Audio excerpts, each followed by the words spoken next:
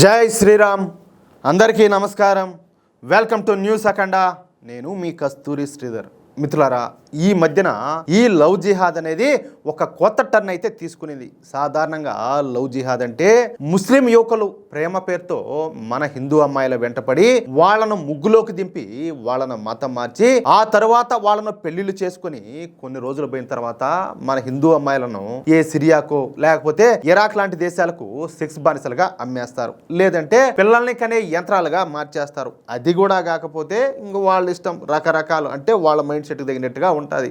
Fridge లేకపోతారో లేకపోతే box లేకపోతారో లేకపోతే ఇంకేం చేస్తారో రకరకాలు, అంటే వాళ్ళ ఆలోచన బట్టి వాళ్ళ మనస్తత్వాన్ని బట్టి ఏదో ఒకటి అయితే జరుగుతుంది. అయితే ఈ లవ్ జిహాద్ ను మన బీజేపీ ప్రభుత్వాలు అలాగే మన హిందూ సంఘాలు అలాగే మన లాంటి యూట్యూబ్ ఛానల్స్ పెద్ద ఎత్తున ఈ లవ్ జిహాద్ గురించి ప్రచారం చేయడంతో ఒక రకంగా మన హిందూ అమ్మాయిల్లో కూడా అవగాహన అనేది పెరిగింది. మరి ఓవర్గా అయితే కాదు, ఏదో కొద్దిగా. అందుకే మన హిందూ అమ్మాయిలు ఈ మధ్యన ఈ జిహాదీ చేతుల్లో పెద్దగా అయితే పడ్డంలే, ఎందుకంటే రాను రాను అవేర్నెస్ పెరుగుతుంది కదా. అందుకే ఇప్పుడు ఈ జిహాదీలందరూ కలిసి ఈ లవ్ జిహాద్ను మరొక కొత్త దారిలో తీసుకొని పోతున్నారు. అదే హిందూ అబ్బాయిలను ట్రాప్ చేయడం. అది కూడా బాగా డబ్బున్నటువంటి హిందూ అబ్బాయిలను ట్రాప్ చేయడం ద్వారా వాళ్ళను మతం మార్చడం ద్వారా పెద్ద ఎత్తున డబ్బులు సంపాదించవచ్చు. అలాగే వాళ్ళ ఇన్ఫ్లుయెన్స్ తో మరింత ఎక్కువ మందిని మతం మార్చొచ్చు అనేది వీళ్ళ యొక్క దిక్కుమాలినటువంటి ప్లాన్. ఇటువంటి మొదటి లవ్ జిహాద్ కేసు ఉత్తరప్రదేశ్ లో ఒకటైతే వెలుగులోకి వచ్చింది. ఉత్తరప్రదేశ్ లోని శామ్లీ జిల్లాలో ఒక ప్రముఖ ఫార్మాస్యూటికల్ వ్యాపారవేత్త కుమారుడిని బలవంతంగా మత మార్పిడి చేసిన ఉదంతం ఇప్పుడు వెలుగులోకి అయితే వచ్చింది. ఓ మహిళా జిమ్ ట్రైనర్ ఆ యువకుడిని ట్రాప్ చేసి ఇస్లాంలోకి మార్చడమే కాకుండా రహస్యంగా వివాహం చేసుకున్న సమాచారం ఇప్పుడు వెలుగులోకి అయితే వచ్చింది. ఈ ఘటన పైన బాధితుడి తండ్రి ఫిర్యాదు మేరకు పోలీసులు ముగ్గురు మౌల్వీలతో కలిపి మొత్తం 10 మంది పైన ఉత్తరప్రదేశ్ పోలీసులు ఎఫ్ఐఆర్ అయితే నమోదు చేశారు. సరే, ఇంతకు అసలు ఏం జరిగిందయ్యా అంటే ఉత్తరప్రదేశ్ లోని శామ్లీకి చెందినటువంటి ప్రముఖ ఫార్మా వ్యాపారవేత్త దేవరాజ్ ఏకైక కుమారుడి పేరు ఆయుష్. ఈ ఆయుష్ వయసు 27 సంవత్సరాలు. ఈ ఆయుష్ స్థానికంగా ఉండేటటువంటి ఒక జిమ్ కి అయితే పోతా ఉన్నాడు. అక్కడ అతనికి 25 సంవత్సరాల మహిళా జిమ్ ట్రైనర్ అయినటువంటి చాందిని కురేషితో పరిచయం ఏర్పడింది.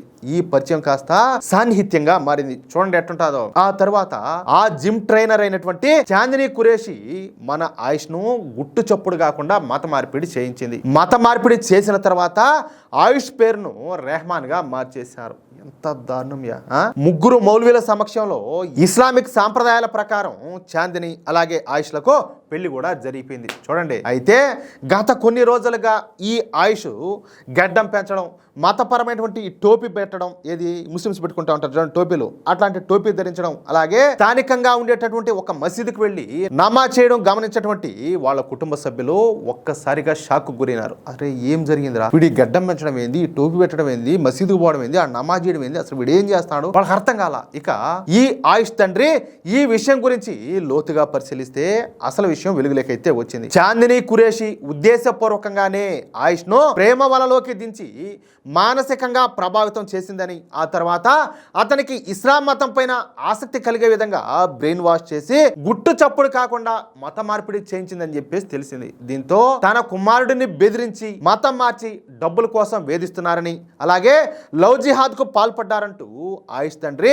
దేవరాజ్ పోలీసులను ఆశ్రయించాడు. ఈ ఫిర్యాదు ఆధారంగా ప్రధాన నిందితురాలు ఈ చాందిని కురేషి అలాగే ఆమె కుటుంబానికి చెందినటువంటి మరొక 6 మంది సభ్యులు అలాగే ఈ వ్యవహారంలో సహకరించేటువంటి ముగ్గురు మౌల్వీలపైన ఉత్తరప్రదేశ్ చట్టవిరుద్ధ మత మార్పిడి నిరోధక చట్టం అలాగే దోపిడీ సెక్షన్ల కింద పోలీసులు కేసు అయితే నమోదు చేశారు. ఈ కేసు నమోదు చేసిన వెంటనే రంగంలోకి దిగినటువంటి యూపీ పోలీసులు ప్రధాన నిందితురాలు చాందిని కురేషిని అలాగే ఆమె తండ్రిని అదుపులోకి తీసుకుని విచారణ అయితే చేస్తున్నారు. ఈ విచారణలో మన ఆయుష్ ను బ్రెయిన్ వాష్ చేయడానికి పాకిస్తాన్ కు చెందినటువంటి కొన్ని వివాదాస్పద యూట్యూబ్ వీడియోలు అలాగే సోషల్ మీడియా కంటెంట్ ఉపయోగించినట్లు ప్రాథమిక విచారణలో అయితే తేలింది. అయితే ఉత్తరప్రదేశ్ పోలీసులు ఇంతటితో ఈ కేసును వదలకుండా ఇది ఒక ప్రణాళికాబద్ధమైనటువంటి నెట్వర్క్ పని అని అనుమానిస్తూ దీని వెనుక ఉన్నటువంటి ఆర్థిక లావాదేవీలు అలాగే అంతర్జాతీయ లింకులను ఛేదించడానికి పోలీసులు ఒక ప్రత్యేక దర్యాప్తు బృందాన్ని కూడా ఏర్పాటు చేశారు.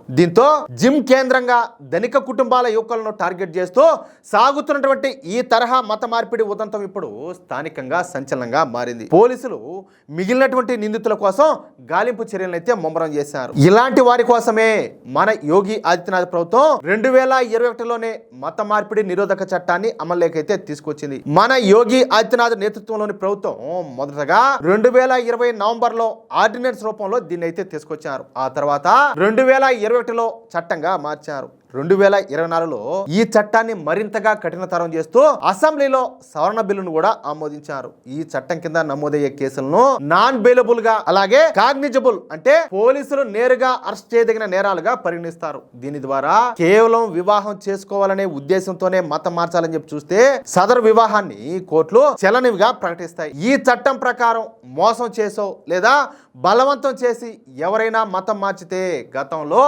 1 నుంచి 5 సంవత్సరాల వరకు జైలు శిక్షణ అయితే విధిస్తా ఉన్నారు. అదే గనక మహిళలు లేకపోతే మైనర్లు లేదా ఎస్సీ ఎస్టీ వర్గాలకు చెందిన వాళ్ళను చట్టవిరుద్ధంగా మత మార్పిడికి గురి చేస్తే 3 నుంచి 10 సంవత్సరాల వరకు జైలు శిక్షతో పాటు 25,000 రూపాయల వరకు జరిమానా కూడా విధించే నిబంధన అయితే ఉండాలి. అది విషయం. చూడండి ఎంత దారుణంగా ఉన్నాయో పరిస్థితులు. నాయన కొంచెం జాగ్రత్తగా ఉండండి. అదేదో పెద్దవాళ్ళు సామెత చెప్పినట్టు ఆకు పోయి ముళ్ళు మీద పడినా, ముళ్ళు వచ్చి ఆకు మీద పడినా బొక్క ఆకుకేనన్నట్టు వాళ్ళు మనతో కలిసినా మనం పోయి వాళ్ళతో కలిసినా బొక్కబడేది అయితే మనకే. కాబట్టి వీళ్ళ విషయంలో కొంచెం జాగ్రత్తగా ఉండండి. ఏమంటారా? ఈ న్యూస్ కనుక మీకు నచ్చినట్లయితే వెంటనే ఈ వీడియోని లైక్ చేసి మీ మిత్రులకు అలాగే మీరు ఉన్నటువంటి వాట్సాప్ గ్రూపులోను తప్పనిసరిగా షేర్ చేయండి. అలాగే ఈ వీడియోకు సంబంధించి మీ యొక్క అమూల్యమైనటువంటి అభిప్రాయాలను ఖచ్చితంగా కామెంట్ రూపంలో తెలియజేయండి. ఇంకో విషయం ఏంటంటే ఇంతవరకు మీరు గనక మన ఛానల్ ను సబ్స్క్రైబ్ చేసుకున్నట్లయితే ప్రతి ఒక్కరూ కూడా మన ఛానల్ ను సబ్స్క్రైబ్ చేసుకోండి, సపోర్ట్ చేయండి ప్లీజ్. జై శ్రీరామ్, జై హింద్, భారత్ మాతా కీ జై.